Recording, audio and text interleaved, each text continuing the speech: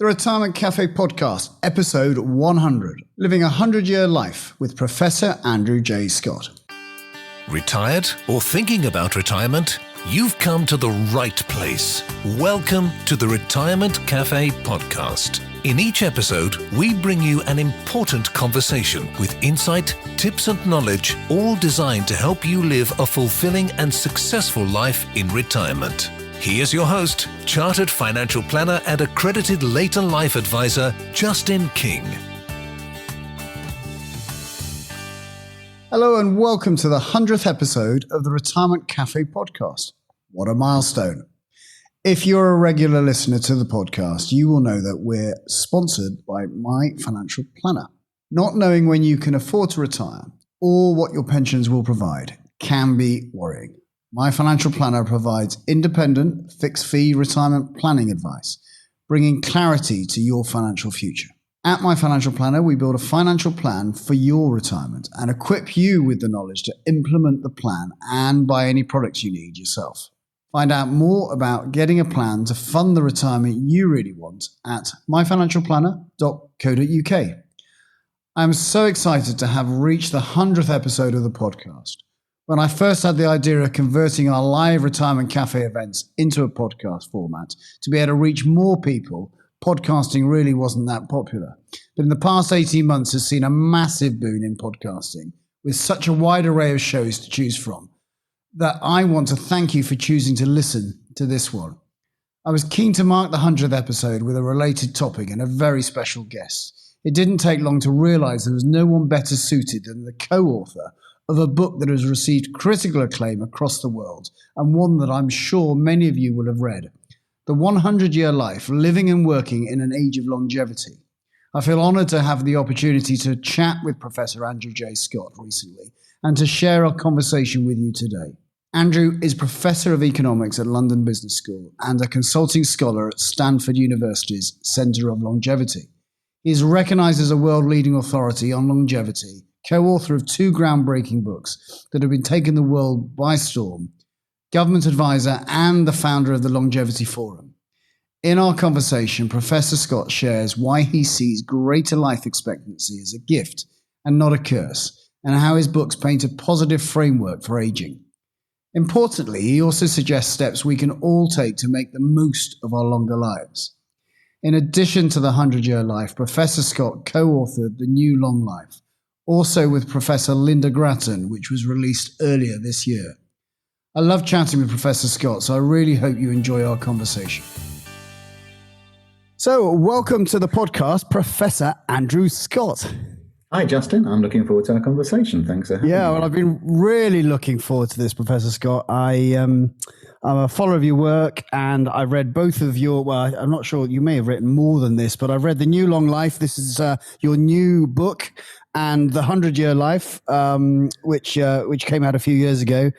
It's fantastic, and I've got lots of questions to ask you a little bit about that. But other than being a well-published author, can you give me a little bit an idea, and our listeners, who you are and what your background is? Oh, interesting one. Yeah. So, I'm academic, have been most of my life. I'm a Londoner originally. I've taught at Oxford, Harvard, and for the last a long time now, London Business School. I'm a macroeconomist, so I tend to focus on the big picture stuff. And the big picture stuff, I guess, there's two types. There's the short term, what's going to happen to interest rates, exchange rates, GDP. And then there's the long run stuff, the sort of trends that change the world around us. And at a business school, I focus on both. For the first part of my career, I was a very big focus on monetary policy and fiscal policy, advising various central banks and governments, and was on the board of the FSA after the last financial crisis. But increasingly, my focus is on longevity because I think it's a wonderfully broad and incredibly important topic. So one of the great achievements of the 20th century was this fantastic increase in life expectancy, which I don't think we've yet seized the key opportunities for. No.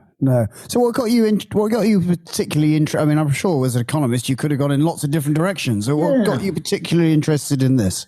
Well, I do love longevity because it's a really broad topic that involves not just economics, but sort of history, philosophy. So I kind of have a weakness for topics like that. But explicitly it came from, I would give a lecture course at London Business School called World Economy, Problems and Prospects, right now there's a bit more of the problems than the prospects, I think. But and the part of that would be about what's happened in the US. But you look at these longer run trends like sustainability, technology, and I would give a lecture on the aging society. And I just found it a really frustrating lecture after a while, because the aging society story you're probably familiar with. I was learning it as undergraduate, which is at least 30 years ago. There's just a change in the birth rate, which is falling. People are living for longer. There's more old people. And basically, this is a problem, because this story says, well, there's more old people, they're not productive, they get ill, they're a burden on society. And this is going to be a major problem going forward. And I had two frustrations with that. The first was it was really negative and a kind of what I would call a spreadsheet mentality. It would just say, if we just project current trends, this will happen. And economics is actually very good on looking at interactions and how things change. So there wasn't much of that.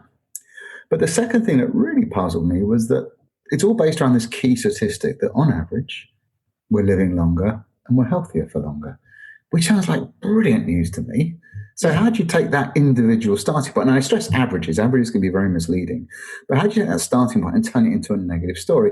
And that was kind of the beginnings of thinking of the 100-year life, because you start thinking, actually, sure, there's more old people, but how our aging is changing, and that age is kind of malleable, and we need to think about a new map of life and changing what we do. So that was kind of how I got into it, from this very negative story about an aging society, which is very real. I mean, there are a lot of older people. In countries like Japan, there's a huge number of older people, and that does have risks of dementia and care homes, all of which are very, very real problems. But it's an incomplete picture, because on average, we're living longer and we're aging better. So that's like, wow, there's two things: more old people, how our aging is changing. Let's focus on that second one, because then we really do get the benefits of longer, healthier lives. Yeah. So in your book, The 100-Year Life, The Living and Working in an Age of Longevity, this crucial kind of aspect of I think I talk to a lot of people, as we mentioned before we started talking online, but I advise people who are kind of entering or just starting their retirements, and they're classically 55 to 65. And I don't think they, I run my timelines and my cash flow forecasts, etc., to 100. And they look at me and like, whatever. It ain't going to happen, because, of course, there's possibly what we're both familiar with, probably a kind of a recency bias of they're looking at their mums and dads. Totally. And they're going, well, my mum and dad didn't make 100, so why should I? And I might have a bit of blood pressure, and I might have had some heart problems and a stent or something, there may be some kind of stuff that's gone on. So they don't think, even the 65-year-olds now think they're going to hit 95. But of course, they've got a big chance, haven't they? Yes. And of course, here there's a big debate going on, but absolutely. And your point about people being unaware of the chances of living into 90 or even 100. The number of people aged over 100 is the fastest growing demographic group. And it's very real. And I think that, as you say, when I ask people what they think their life expectancy is going to be in the sort of classroom, it's interesting. Only about a third of people say they've even thought about it, which is kind of interesting, but I kind of get that. And then those who do, I say, well, where'd you get the information from? And it's either looking at their grandparents or their parents, which, as you say, is wrong, because every generation has, at least, the last 100 years, been living about 6 to 9 years longer than the past. So you're going to live beyond what your parents, your grandparents did on average. And the other thing is the government life expectancy stats kind of assume that trend doesn't hold. So they kind of assume that a child born today in 2020 lives their whole life in 2020, which is wrong, because by the time a child today is 60, technology will have moved on. So they're kind of underestimating life expectancy. And I think that's a real challenge, because I think twofold. The first is, for most of the 20th century, life insurance was a key financial issue, because you worried about dying young. Yeah. And so you want to make sure your family were looked after. The really big issue now is longevity insurance, which is I will outlive my assets, my relationship, my sense of purpose. And that's really what these life expectancy stats are telling us. And then the other thing, which I think is great that you're touching into this, it's I said age is malleable. So actually what you find is that, of course, illnesses happen, genetic issues occur, and the environment matters. But there's a lot of things you can do that affect how you age. Not just your diet, but how engaged you are. Do you have a sense of purpose when you get up in the morning? So it's also not beyond your control. And I think that's really important for this planning. Yeah. And there must be, we'll come to the new long life, which I've got a lot of questions about your new book, but thinking about your work with governments and regulators and etc., I'm always challenged about around politics about short-termism. We're looking at what's going on in the next couple of years. How do we get voted in again? And this is a problem. This is a societal problem, and it's a bit like we want to plan way ahead. Yeah. To make sure that we've got the services and the kind of the systems, etc., available for this increased population of the over 80s, so that they can have a prosperous, fulfilling, purposeful life in that latter stage of their life. So how do you? Would that be a frustration of yours when you talk to governments about, hold on guys, we've got to, this is a wave of people coming through, we've got to make societal change over? No, it is. And government's kind of weirdly schizophrenic, because at one level they're obsessed with what's happening on Monday, but they're also quite happy to make changes that affect 50 years ahead. It's a bit in between that's the real problem, because they change the pension entitlement rules way ahead of time. So in 50 years' time, you'll be affected. So no one kind of complains or takes any notice of it now. So they do some long-term thinking. But I think it's interesting just looking at COVID, which of course is this awful pandemic. But it's like a viral attack of aging. If you look at the mortality rate from COVID, and it's revealed very clearly which societies are well equipped to deal with an aging society. And sadly, the UK and US haven't done terribly well, whereas other countries like Japan have. And, the example of care homes would show how unprepared we are. So yes, it is a frustration. The bigger frustration I have is for everyone thinking about how we age and trying to influence it and aging differently is a big shock to the system. We're quite messed up around our concept of age. What we consider to be old and what people should be doing when they're old is really pinned down by really quite out-of-date assumptions. And so I think the biggest challenge is trying to get people to really free their mind and recognize that aging is different in two ways. And it comes back to that malleability of age, the way that you can influence how you age, which is why we are living longer and healthier for longer. And that malleability requires a very different mindset, because you've got to start thinking more about your future because you've got more of it. And you've got to work to try and improve that future, which isn't just about your financial savings. And that requires a very different way of thinking. So whereas most governments just say 65 plus is old, that's kind of no longer the case, because first of all, people are aging better. So 70 is the new 65 or whatever number you want to talk about. But the other thing that's really important is diversity. People age very differently. And dealing with that, I think, is my biggest frustration. So we have these out-of-date stereotypes about aging, and we have it at an individual level as well. We look back to what our grandparents did or our parents and say that's what it is to be old. But when the Rolling Stones are something like 10 years older than the US Supreme Court, we need to sort of think about our stereotypes a little bit differently. Absolutely. And I think you talk about, in the new long life, you talk about social ingenuity and being social pioneers.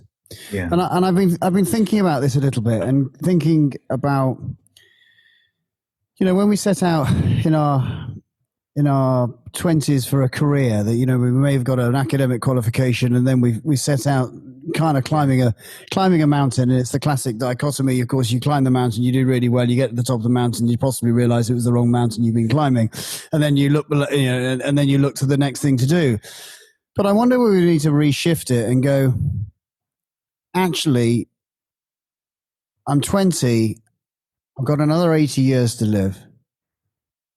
What is it that I want to learn and be skilled at and to provide value in the world over 80 odd years? Yeah. And instead of this idea that I'm going to work my socks off until I'm 65 and then I've just got to go on, and then I can go on holiday. that maybe there's some kind of, there's some kind of balance in here that actually the working week of 5 days a week. And, we all know that I know that every client of mine who earns what very handsome wages, they do sell their soul. They don't get that for 1 day a week. Okay. No, absolutely. There's a 60, 70 hour week coming in, and of stress and of hassle and not time to see the kids and not working on holiday, picking up emails, a kind of stressed life. When you think, hold on, is there a because often enough they're paying a mortgage off over 25 years. Well, that can be done over 50. Yeah, they're funding a retirement that they're planning to, we've got to get enough in the pot to pay for our retirement at 65. Well, who says, why couldn't you just, my old boss I had lunch with him the other day, and he's in his 80s. And he's loving it still. He's running a brokerage. He's still got 20 staff. He says, I go home at lunchtime now, but I'm still in at 8 o'clock, and it keeps me alive. No, and that's, there's so many great things in what you said there to unpack. But, certainly I think with this longer life, one of the questions is, how do I keep a sense of active purpose going? And that's maybe paid work, but it may not be. There's lots of other ways of doing it. But if it is long life, you want to make sure that you feel good waking up every morning. And that's not just about your health. It's about having a sense of purpose. And study after study shows that does help prolong life and happiness as well. But the 100-year life, the starting point for me was, well, we keep thinking about we've got more old people. But actually, if people are aging better, the real implication is we've got more time. And the question is, what do you want to do with that time? Yeah. And what you can't do is just follow in the footsteps of what your parents did, because you've got a longer life to plan for. And then how do you make best use of that time? And do you borrow some of it in your 30s from when you're 70? And do you borrow some in your 50s? Because we had different push points. And then you realize that time is a social convention. We invent stages of life. And in the 20th century, we invented teenagers, which didn't exist before the 20th century. We had children and adults, and we invented teenagers. And we invented retirement. And retirement was a pretty small window, but a lovely one, because everyone within the advent of a pension suddenly had a period in life where they were financially secure to some extent. Yeah. But then we've got to develop whole new stages of life if we're living to 90 or 100 rather than 70. And part of that, I think you're seeing, is adult development is extending. So if you had children, then you had teenagers, you're now seeing something in their 20s, which I think you're spot on. It's like, well, actually, who am I and what do I stand for? It's about actually not committing and just getting on, but saying, well, it's a long race ahead. What do I value most? And, how do I know who I am? Which I think is one reason, by the way, things like divorce rates are falling, because if you marry later rather than earlier, which is clearly happening, and I think that's connected to longer lives, you kind of know yourself and how to deal with things better. But it's not just in the 20s. You've also got people in retirement where, it used to be 5 or 6 years. Now it could be 25, 30 years. And you can clearly see retirement being reinvented at whole new stages itself. The first one, often, I'm still working. I got another job. I haven't actually retired. And then there's all sorts of things happening in 40s and 50s where people think, wow, if I'm going to have to work till I'm 70, if you're in your mid-40s and you're working till you're 70, you've got more work ahead of you than you've done already, probably. And that's a sobering thought for many people. So there's kind of a rejuvenation going through. But that's all pioneering as we try and find out how to make use of all this extra time and what's the way to do. And you touch on in the book about I quite like the truck driver in the American truck driver who's going to lose his job to driverless cars. I think you talk about maybe in Arizona that they're already testing these vehicles, so there's that is the economic aspect, of course, is that okay? Well, I'm quite happy to do purposeful work up until I'm relatively old, but I want a job. I want a job to be able to do. And if it's all been roboed, what will I be able to do? I've got some thoughts around that, but what are yours? I mean, what does someone who's maybe sat with those thoughts, what would you advise them to do? So someone in their 50s, what's going to happen? What jobs will be available? Yeah. Yeah, and if they are the truck driver, as you've got, is going, well, I'm not sure. And also there is a physical capacity element to this as well, isn't there? As we know that as we get older, that we don't maybe have the robustness to do a physical job. As a financial advisor, I might be easily here till I'm 85, but if I'm a truck driver, that might be more challenging. No, I mean, and this, of course, is where. What I think is interesting, and it comes out this diversity of age, is that once you start to understand that, you recognize that people aged over 50 or 65, they're not a homogenous group. No. No firm would say, oh, my under 50s, they're a single market. They're just people, and people have all sorts of different needs, and perhaps the diversity gets bigger as you age, because you can be running 100 meters aged 100, and you can go on YouTube and see it, or you can be in a wheelchair at 50. So the diversity gets greater, but people are people, and to try and sort of make simpler assumptions, I think, is hard. And certainly, anyone with a physical job, there will be limitations. Although as we age better, you can work for longer. The other thing is the robots actually are supporting people in manufacturing. Manufacturing tends to have quite old workers, and robots are really helping there because they're doing a lot of the difficult physical work. So I think, in terms of what jobs, let me just backtrack a little bit and say one of the things that I'm really concerned about is people in their sort of early to mid 50s who are starting to think, and that's where I am, I'm 55. They're looking ahead to when they may retire, and people have got different dates for that one. But they sort of assume, well, I can carry on doing what I'm doing now and everything will be fine. If you look at the labour market, and not just in COVID times, but all the time, people start to withdraw from the labour market after 50. And some of that is early retirement, but not much. Some of it is ill health, which of course is never a choice. And some of it is you just get kicked out of your job and people don't see it coming. And now I think what is really needed in that 50 to 55 age group is not necessarily a paranoia, but a sense that actually I may have to change. And the change could be a choice because I'm just fed up doing what I'm doing. It could be forced upon you, but you need to think, I'm going to have to be flexible enough to adapt. And that's about a mindset and skills and your sense of identity. So I think that's a really important thing. And, previously, you didn't have to reinvent yourself at 50.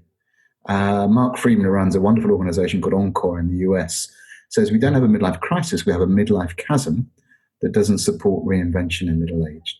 Teenagers, they're all about reinvention. There's a whole culture around that. We kind of need to do the same in the 50s. And, if you are unfortunate enough to lose your job, or you want to think about ensuring your job, being open and putting yourself into situations where you're no longer the experienced, knowledgeable person, but actually you may know nothing or anyone, is really important. And that ability to deal with transitions is really important. What to do to defend your job? I mean, there's upskilling and there's reskilling. So upskilling is, learning database stuff, AI and robotics and coding, so that you'll be able to change your job when these technologies come in. The other thing is that, what we're going to see as machines become more machine-like is actually humans need to become more human-like. And so I think the big areas of jobs will be ones where human skills come to the fore. And actually, I think that might be quite good for older people because the evidence tend to suggest that, over time, the brain shifts what it's best at, and sort of empathy, leadership, creating teams together tends to be a skill that gets stronger as you get older. Again, that's a vast stereotype, but I think that's kind of the area to focus on.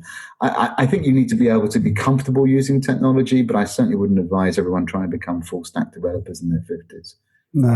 No.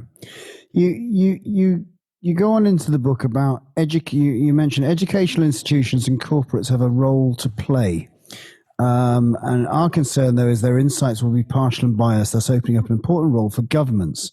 They can fulfill this role by collecting data from a variety of sources and stakeholders, etc. But you then go on to say the German Federal Ministry of Labour and Social Affairs has done this through a 2-year multi-stakeholder dialogue about 2030 future of work. So, the Germans are obviously, taking a view here and going, okay, so we actually need to do something to help the population as they face these challenges. Is this something that the UK will look at? I think so. I mean, obviously, different countries have different preferences about how they deliver things, and some do it more through the market, some through government, and all of that is going to depend upon how strong the markets are and the governments. I think on education, though, we have to see a government response. So the theme of the new long life is we've got this longevity. So we have to have a new map of life about what we do at different stages in life. And that's going to change our working careers. And then there's AI and robotics coming along, which is going to change what we do at work. It's going to reconfigure the skills we need at work, even if we keep our job. And it also may lead you to change your job because you become redundant and need new roles.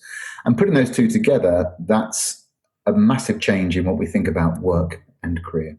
It's going to be a much more fragmented, disjointed, fluid one, which is going to require you changing your skills as you go along. And some of that will be about, I need to know technology, but some of it will just be, I've got a new job, I need to learn new skills. And, that is a pretty fundamental rewiring of work, careers, and home, which is akin to what happened in the Industrial Revolution. And those big changes require some form of government support and system. So in the Industrial Revolution, we saw a massive expansion of state education at the end of primary school and beyond.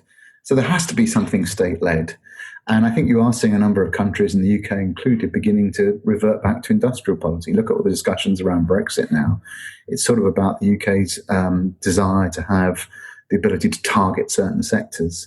So I think you are seeing everywhere in different ways that sense of these are the industries of the future, this is what the skills we need, and it'll be a question of tying it all together. My only caveat on that, I think on education, what is going to be really important is learning how to learn and being open-minded, which kind of also means about unlearning. So we're going to have to sort of have those basic skills, and then in addition, there may be certain technical skills you have to learn. And I think some of that is going to be, a lot of it's going to have to be around adult education. And I think that's going to be done in lots of different ways other than just going to a college or a university. There'll be online courses, there'll be local groups, community colleges, etc., all of which I think will play a really important role. Yeah. You have kind of a little framework of narrate, explore, relate.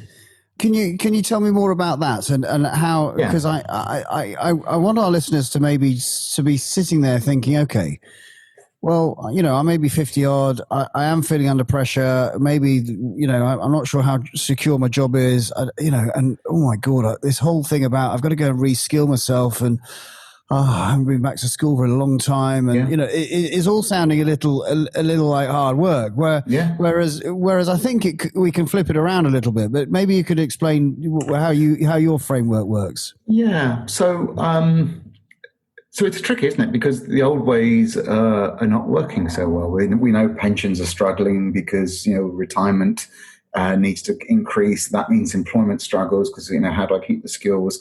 So all our old ways are no longer supporting the life that we want as we live longer and as jobs change. And that's a system change. And, it's much easier for us as individuals just to go along doing what we've always done.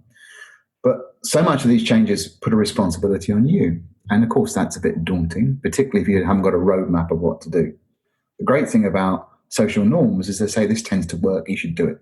You imagine being 15 and having no idea how to live your life and being told, right, design a life, of course. So we copy what happens before. And suddenly with these deep-seated changes that are coming, we can't copy what happened before. So we need to look around at what others are doing and we need to take responsibility. And because you have more future, so you need to invest more in your future, whether you're 90 or 50 or 20, everyone now has more future ahead of them because of this life expectancy trend. And that's daunting, but it can also be exciting as well. And, I think for me, the narrate, explore, relate framework was to try and bring together so many different strands, because of course life is about many, many things. But the tendency, I think, when you talk about an aging society or people living longer is, so what about my finances? How do I make it work? And I'm an economist. I know that's important, but actually that's the wrong way of looking at things, because your finances should support the life you want rather than your life support the finances you need. And the most important thing is that you have a good life. So with this longer life and with this technology coming along, how do we use it to improve things? And that's where the narrate explore, relate comes from. So narrate is a whole bunch of things that are really around two things. One is rethinking your concept of age and old and what you do, because you've got more future, you've got to invest in your future self more and do things differently. But then it's recognizing that it's your story to paint because of this innovation. And it's like to have more stages and transitions, but how do you create them and how do you connect them together so it's your story and what you want to do? So that's the narrate stuff. The explore is that, there's no simple answers. You've got to go out and actually be open-minded and investigate change. And I think that's the hard one because, the explore is about going out and finding out, well, what do I want to do? What's out there? And then once you see what's out there, having the confidence to start to make changes. Now, it's not about just throwing everything up in the air and saying, I've got to trash everything and start again. But you will have to evolve and change for the longer future. So what do you want to do and how do you find out about it? And change is a complicated process because we have a sense of identity that may be pinned around the job I do and where I report to work and what I've done for the last 20, 25 years. And for many people, myself included, just moving away from that is hard. But Explore says put yourself in situations where you're going to grow, change. I won't say augment, but just be comfortable with no longer being that person who knows who they are. So if I go in a room and I'm known as an economics professor, but you're going to have to put yourself in a room where actually no one cares if you're an economics professor. No one's going to ask you any economic advice. And suddenly, you feel a little bit denuded, but that's the process of change that's required. And then the relate is really, fitting everything together because, we know from all the life studies that money makes you happier. It just doesn't make you happy. And the most important things in life are relationships. But if you are changing what you do and going through these transitions, what are the relationships you need to focus on and how do you work on them? And for me, I think there's two particularly interesting ones there. One is intergenerational, because as we live longer and there's fewer children, intergenerational relationships, whether it be in the work or in the family, get really important. So working on those, I think, we've got more and more 4-generation households, for instance, and probably 5-generation households. So we need to work on that. And if you're young, when I was young and I go to family parties, there were loads of youngsters. Now there's just as many old people. So the intergenerational stuff becomes more important. And then work is interesting because if you're no longer at one job or 2 jobs over your career, then actually your local network becomes more important compared to your work network. And just think about COVID, if everyone did home working right now, suddenly your work environment is less important for relationships. It's your internal household and your local community that become more important. And I think, they're 2 key aspects to work on. Yeah. And so how do you, you gave your age away a little earlier. How do you view your next 50 years? Well, I'm kind of lucky as an academic because it's sort of got a bit of flexibility built into it. Well, I hope so anyway. So, in some ways I'm living a multi-stage life because I've just switched my intellectual interests, which as an academic is a bit akin to starting a new job. So I'm very excited about this longevity. I'm doing some deep academic research, which I hope will feed into policy. I'm also trying to get individuals to understand. I run an organization called the Longevity Forum, which is trying to push this agenda that as well as an aging society, we really have to focus on aging as well as we possibly can. So I've got a kind of a new mission and a new zest of life. And of course, in doing all of that, it makes you think, how do I manage my future? I'm an economist. I've always sort of been doing the financial calculations, but for me, it is much more than thinking about my health and my engagement and making sure that I keep moving. I've got various long-term football injuries, etc. So making sure that I work on those now, so that I hopefully benefit from that later on. Watching what I eat, which is always a challenge, and what I drink. But also particularly engagement, because just recognizing that, I probably will have hopefully more life ahead of me than my parents and my grandparents, which means, how do I make sure I keep happy and motivated? And you can't be too prescriptive about that because I'm 55. I don't know what I want to do when I'm 85, but creating options and flexibility seem important to me. Yeah. And that takes time. That's not about committing to work, as you were saying, those long hours. I mean, I do work a lot, but it's there's a, in the New Long Life, we talk about a different concept of work. Work in the 20th century became the time I get paid for from my employer. But actually, I think there's a whole bunch of leisure activities, which in a way are work. They're things you do which pay a return later. And it could be relationships, it could be your health, it could be your skills. But actually thinking consciously about leisure and, not being a control freak and saying I'm meeting my children to have a good relationship with them, but actually being aware that right now, the best investment of my time isn't necessarily just working. No. And I think maybe a reflection of thinking, well, let's just imagine that I do get to 90 and I'm looking back to the decisions I made when I was 55 and go, okay, so what would those decisions be? What were the new skills that I could have learned in those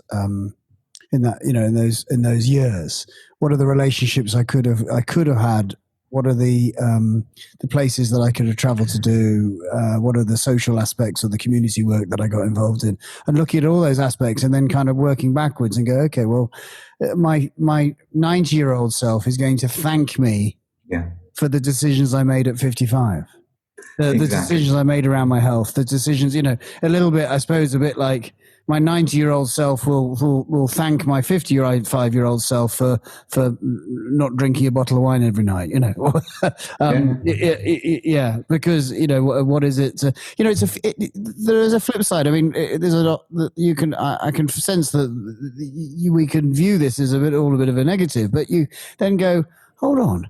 If you do make the right decisions or try and look after your health, there's a good chance you can get to 90 and still be really, I also know some really fit people at that age who are still got purposeful lives. They're enjoying, work, some kind of work, they're paid work, consultancy, that type of thing. They've got an active community and they've got great relationships with their family.